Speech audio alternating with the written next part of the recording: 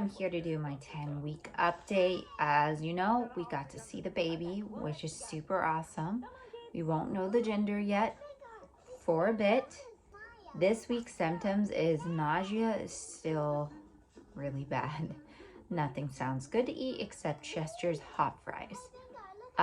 Those are super good. You can find those at a gas station. They're so addicting. I'm so hooked on it. And I'm also craving like buffalo cauliflower bites. For some reason, that's just like one of my mega huge cravings is spicy food right now. I don't know why, it just is. And a lot of people think that spicy food can induce labor. You're wrong. This is my fourth time. No, it is not. But I will tell you this. The bloating is really annoying and painful. The constipation's still here and it's very annoying and painful. I'm trying about 5 different things from Miralax to Colace to taking B6 for the nausea. Not working yet.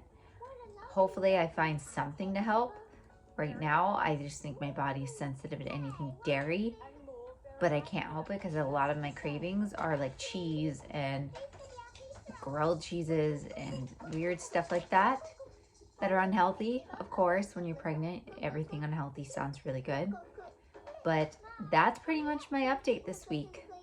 Pretty much. So I will update you guys next time. Bye.